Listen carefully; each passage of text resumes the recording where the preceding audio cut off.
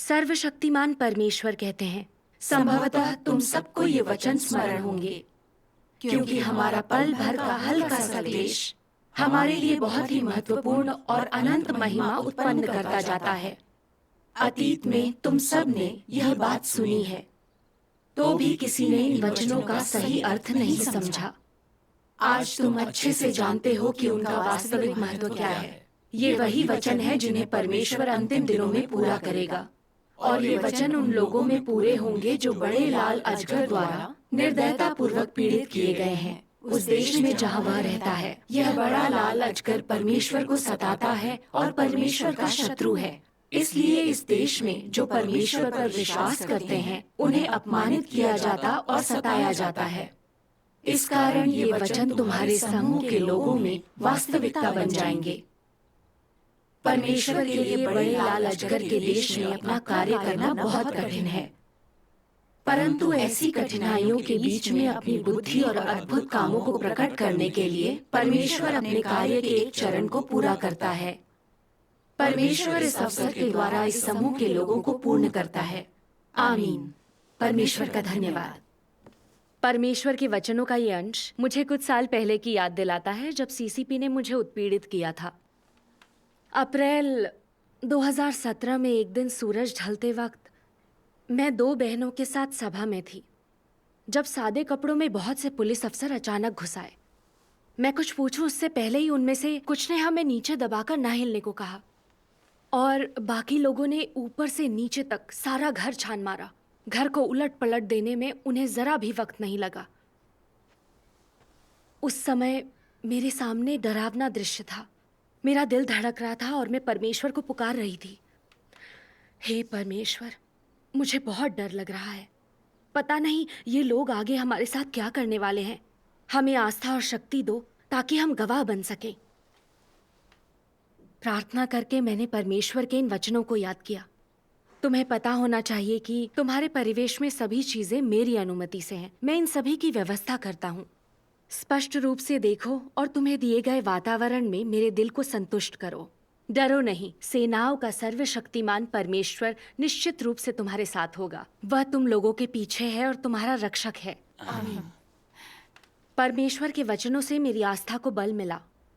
मैं जानती थी कि परमेश्वर मेरे साथ है, और चाहे कुछ भी हो, अगर मैं परमेश्वर के सहारे हूं और उससे मदद मांगूं तो वो मेरे साथ होगा। इस सोच के चलते ना मैं ज्यादा बेचैन हुई ना ही डरी। परमेश्वर का धन्यवाद। उसी वक्त एक महिला अफसर ने मुझे 2-4 बार कस के चाटा मारा, मेरी ठुड्डी में चिकोटी काटी और मेरी फोटो भी ली। फिर हमारी तलाशी ली गई और हमारा सारा पैसा और चीजें ले ली। इसके बाद वे हम तीनों को अलग अलग पूछताछ के लिए म्यूनिसिपल पब्लिक सिक्योरिटी ब्यूरो ले गए।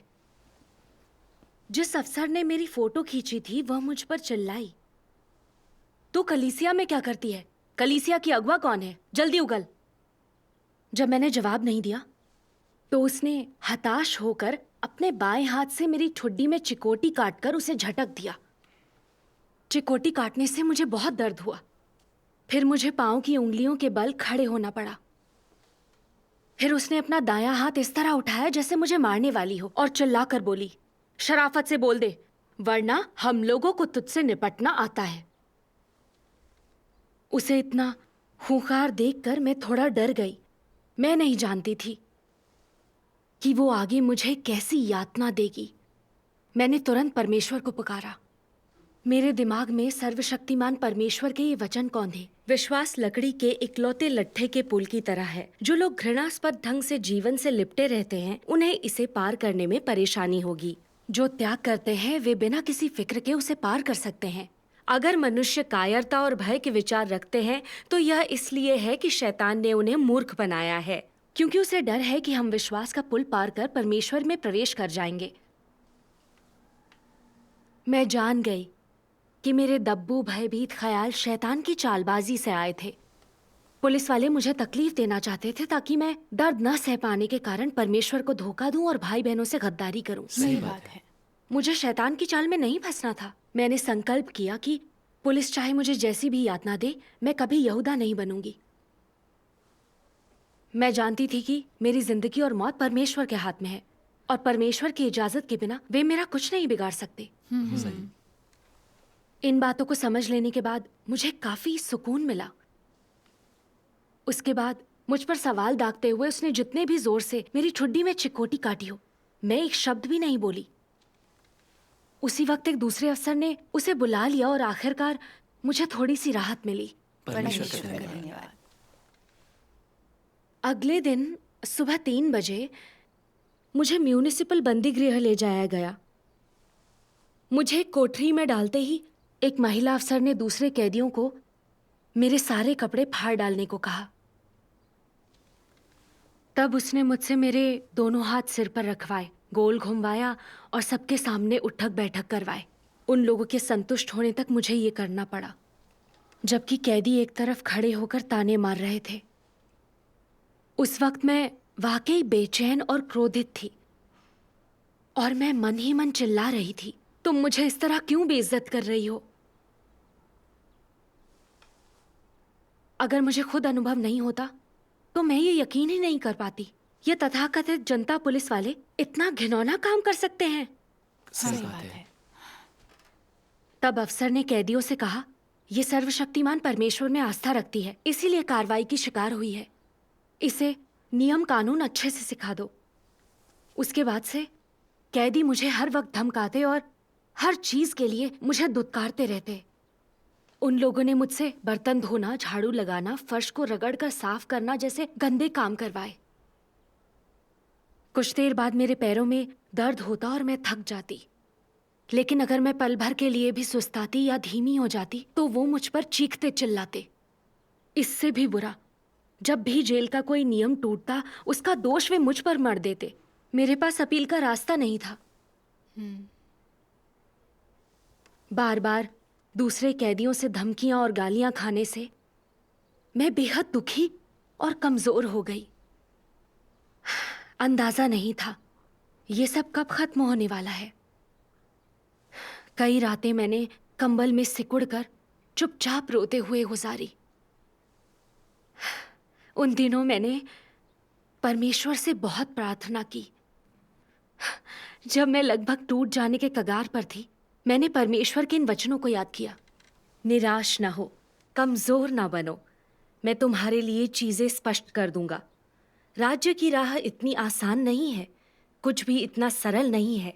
तुम चाहते हो कि आशीष आसानी से मिल जाए, है ना? आज हर किसी को कठोर परीक्षणों का सामना करना होगा। इन परीक्षणों के बिना मेरे प्रति तुम्हारा प्रेम ना तो मजबूत होगा, ना तुम्हें मुझसे सच्चा प्यार होगा। हालांकि ये परीक्षण छोटे हैं, लेकिन सभी को इनसे गुजरना होगा। अंतर केवल इतना है कि परीक्षणों की कठिनाई हर एक के लिए अलग होगी। आमीन। मैं समझ गई कि परमेश्वर ने मुझे इन हालात में रखे जाने की इजाजत दी और यह मेरी आस्था और प्रेम को पूर्ण करने के लिए था, ताकि मैं ऐसे मुश्किल माहौल में उसे धोखा ना दूं। मैं गवाह बन सकूं और शैतान को नीचा दिखा सकूं। सही सही बात है। बात है। मैंने उन दिनों को याद किया जब सब कुछ शांत था, मैं आस्था से भरी हुई थी। लेकिन अब जबकि मैं पीड़ा और अपमान सह रही हूं तो नकारात्मक हो गई हूं। मैंने देखा कि मेरी आस्था कितनी नाकाफी है। मैं बहुत नाजुक थी, उस नन्हे पौधे की तरह जो थोड़ी सी हवा और बारिश को भी नहीं झेल पाता। मुझे उन मुश्किलों से गुजार कर परमेश्वर मेरी आस्था को पूर्ण कर रहे थे और ये मेरे जीवन के लिए फायदेमंद था। मुझे ईश्वर साक्षी बनकर उसे संतुष्ट करना था। आमीन। परमेश्वर का धन्यवाद। एक हफ्ते बाद पुलिस फिर मुझे पूछताछ के लिए ले गई और एक अफसर ने खुशामदी ढंग से कहा, अगर तू नेक है और अपनी कलीसिया के बारे में सब बता दे तो हम कोशिश करेंगे कि तू आसानी से छूट जाए। तू इतनी कम उम्र है, तुझे अपने यौवन का आनंद लेने के लिए आजाद होना चाहिए। यहां दुख झेलने का क्या फायदा? एक दूसरे अफसर ने कहा, तेरे सहपाठी और दोस्त सभी अपने अपने सपने पूरे कर रहे हैं और तू विश्वासी होने के कारण यहां बंद है। उन्हें पता चला तो वे क्या सोचेंगे? ये सुनकर मैंने सोचा कि जेल में रहने के लिए मैं कितनी छोटी हूं और सोचा कि क्या मेरे दोस्त और परिवार वाले मुझ पर हंसेंगे मैंने जितना सोचा उतनी उलझन हुई। और तब मैंने जाना कि मैं सही हालत में नहीं हूं। मैंने तुरंत परमेश्वर को पुकारा, हे परमेश्वर, पुलिस मुझे परेशान करती रहती है। तुम्हें धोखा देकर यहूदा नहीं बनना। मेरे दिल की रक्षा करो, मुझे रास्ता दिखाओ। तब मैंने परमेश्वर के वचनों के इस अंश को याद किया, हर समय मेरे लोगों को शैतान के षड्यंत्रों से सतर्क रहना होगा। जो तुम्हें शैतान के जाल में फंसने से रोकेगा, तब पछताने का समय भी नहीं होगा। हाँ, बिल्कुल।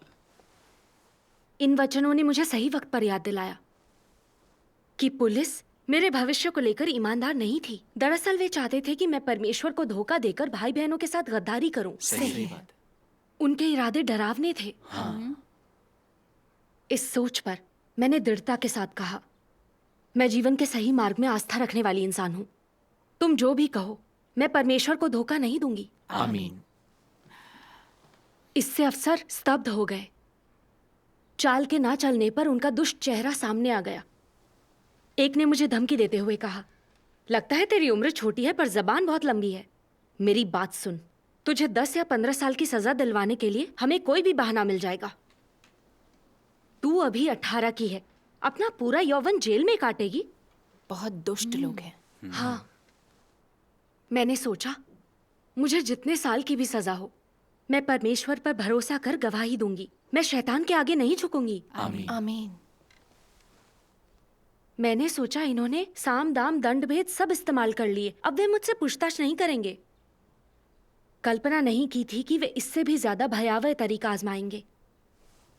फिर मई के आखिर में एक दिन पुलिस वाले मुझे एक कक्ष में ले गए और बोले, हमने तेरे छोटे भाई के स्कूल में पता किया और देखा कि वो ठीक ठाक है। तू जो कुछ जानती है बता दे, फिर तू जल्द से जल्द घर जा पाएगी, अपने परिवार के पास। तुझे अपने भाई की याद नहीं आती? उनकी ये बात सुनकर मुझे बहुत तकलीफ हुई। बचपन से ही मेरा भाई और मैं बहुत करीब थे, लेकिन मैं गिरफ्तारी से बचने के लिए कई सालों से भाग रही थी और उसे देख नहीं पाई थी।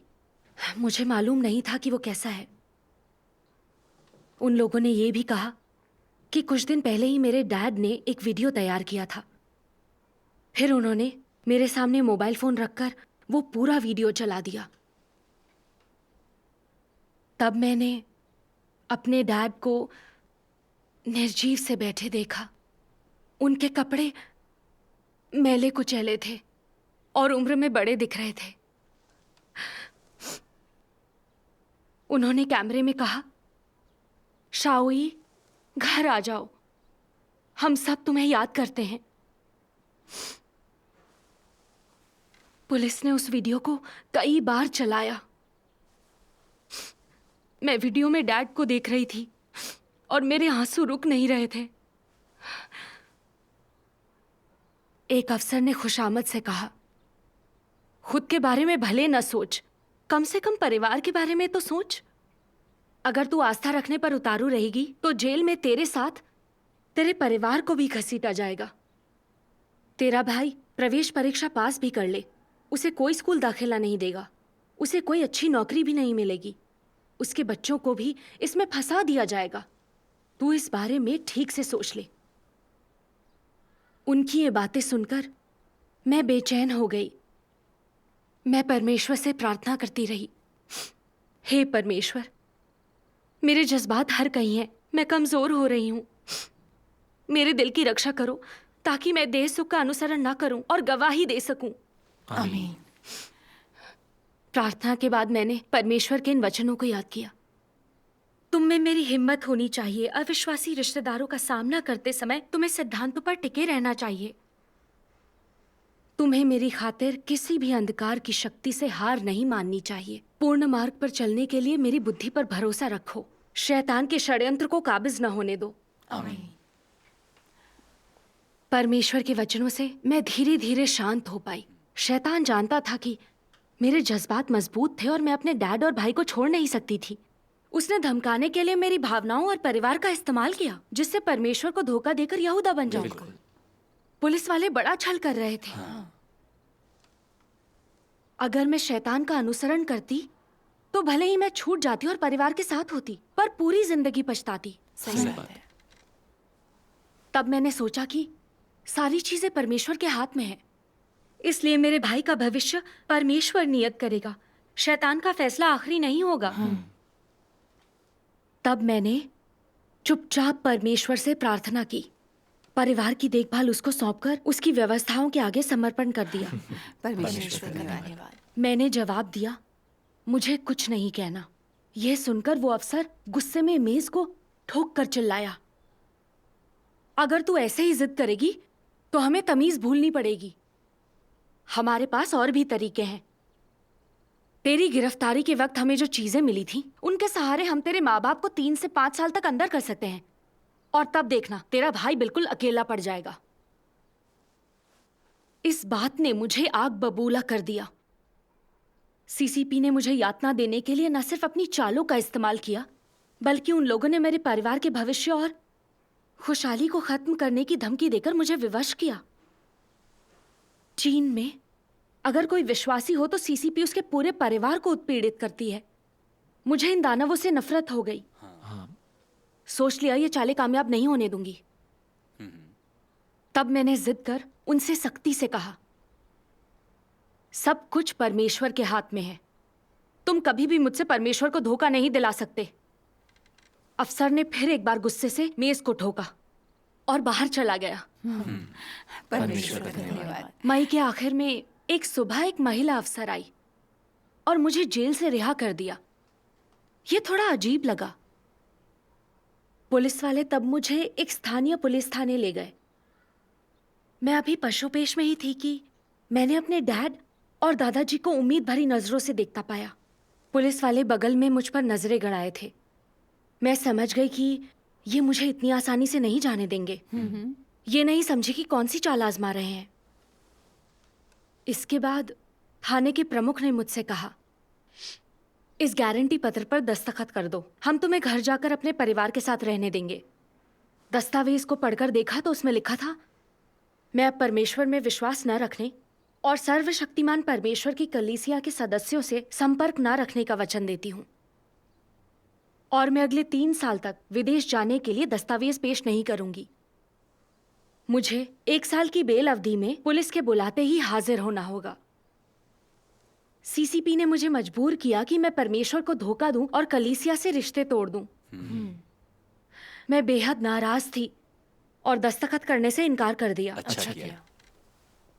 मेरा पक्का इरादा देखकर अफसर ने मुझे ये धमकी दी, अगर तूने इस पर दस्तखत नहीं किया तो तुझे जेल की सजा दे दी जाएगी।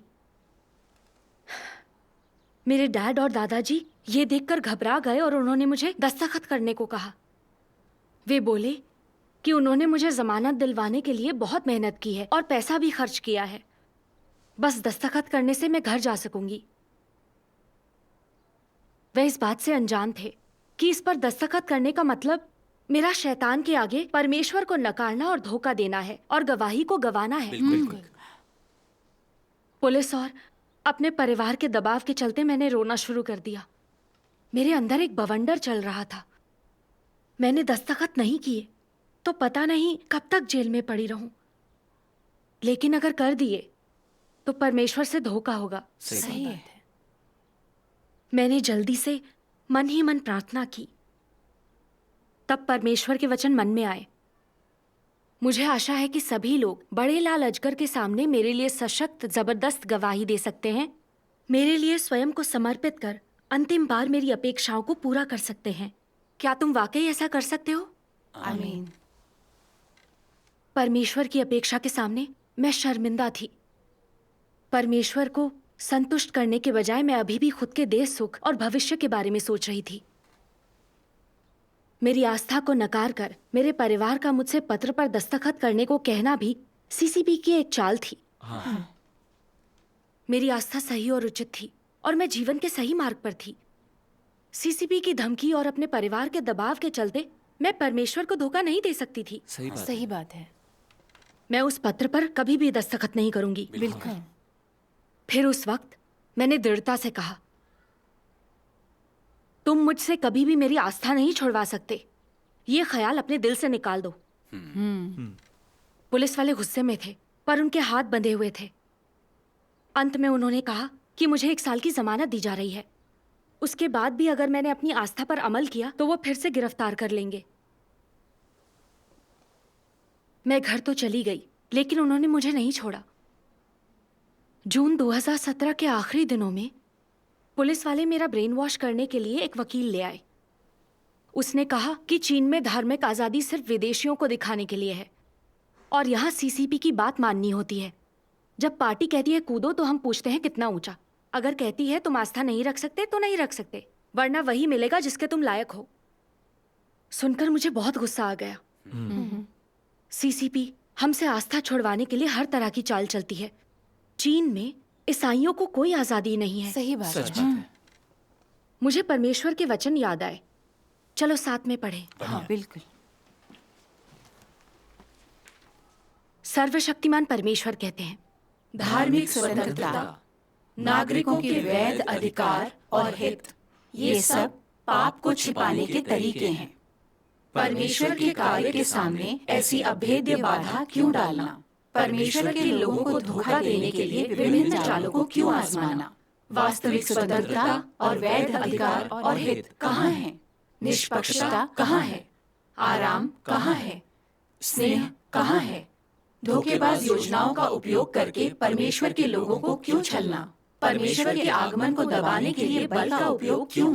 क्यों नहीं परमेश्वर को उस धरती पर स्वतंत्रता से घूमने दिया जाए जिसे उसने बनाया? क्यों परमेश्वर को तब तक परेशान किया जाए जब तक उसके पास आराम से सिर रखने के लिए जगह न रहे? मनुष्यों के बीच का स्नेह कहाँ है? आमीन। परमेश्वर के इन वचनों से मैं सीसीपी की दुष्टता के सार को समझ पाई। ये एक शैतानी दानव है जो सत्य से घृणा कर परमेश्वर का विरोध करता है। हाँ। जितनी बर्बरता से यह मेरा उत्पीड़न करती, उतनी ही ज्यादा मैं परमेश्वर का अनुसरण करना चाहती। आमीन। उसके बाद मुझे ब्रेन वॉश करने के लिए पुलिस वाले कई दफा मेरे घर आए। उन्होंने गांव वालों से मुझे बार बार अपनी आस्था छोड़ देने को कहलवाया। मुझे परिवार से भी कहलवाया कि मैं बयान लिखूं और परमेश्वर को धोखा दूं। परमेश्वर के वचनों से मार्गदर्शन पाकर मैं सीसीपी के हमलों से पार निकल पाई और गवाह बन पाई। परमेश्वर का धन्यवाद। हालांकि सीसीपी द्वारा गिरफ्तारी और उत्पीड़न से मुझे थोड़ी शारीरिक तकलीफ हुई, पर ऐसा विवेक पैदा हुआ कि मैं सीसीपी के दुष्सार और परमेश्वर विरोधी दानवी चेहरे को देख पाई। मैंने दिल से उसका त्याग कर उसे ठुकरा दिया। परमेश्वर का धन्यवाद।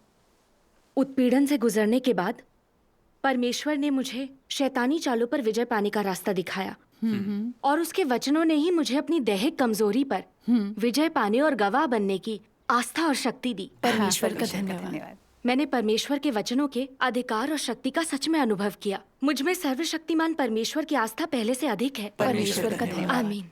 ये सब सर्वशक्तिमान परमेश्वर के वचनों से ही परमेश्वर का धन्यवाद।